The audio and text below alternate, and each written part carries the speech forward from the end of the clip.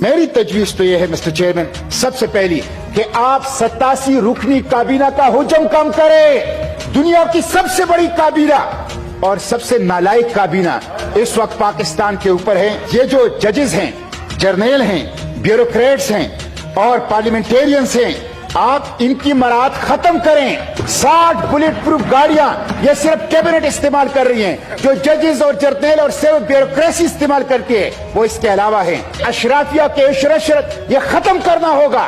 جب تک اس کو آپ ختم نہیں کریں گے پاکستان ترقی نہیں کرے گا۔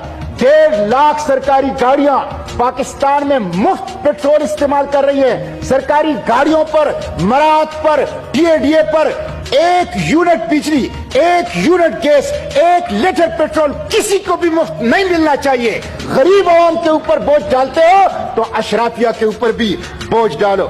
سب سے بڑی کرپشن اس وقت FBR کے اندر ہو رہا ہے۔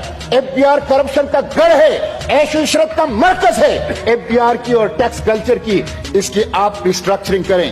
مسٹر چیئرمین، غیر ترقیاتی اخراجات کو کم کریں۔ اس وقت یہ حکومت غریب عوام کے اوپر بوجھ ڈال رہی ہے، لیکن اپنے ہر MNA کو 1 ارب روپے ترقیاتی کام کے لیے دے رہی ہے۔ یہ سیاسی رشوت ہے، یہ آئندہ انتخابات کے لیے ہے، یہ غریبوں کا پیسہ ہے۔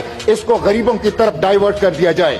جو نان کمبیٹ ڈیفنس بجٹ ہے اس کو کم از کم 50% تک کم کر دیا جائے۔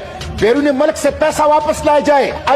ابھی ترکی کے زلزلے کے لیے امریکہ کے اندر ایک پاکستانی نے $30 ملین دیے۔ وزیر اعظم صاحب نے اس کو اپریشیٹ کیا، اس کے اوپر ٹویٹ کیا۔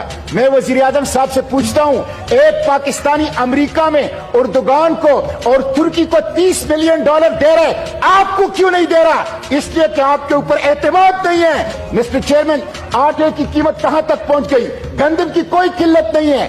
آٹا مافیا، پیٹرول مافیا، سریا مافیا، سیمنٹ مافیا، چینی مافیا سب اس ملک کے اندر مسلط ہے، عوام کو لوٹ رہے ہیں، کوئی پوچھنے والا نہیں ہے۔ حکومت اس کو پروٹیکشن کر رہی ہے، تو ذخیرہ اندوزوں کے اوپر وہ ہاتھ ڈالے، اس کے بغیر یہ ملک ترقی نہیں کرے۔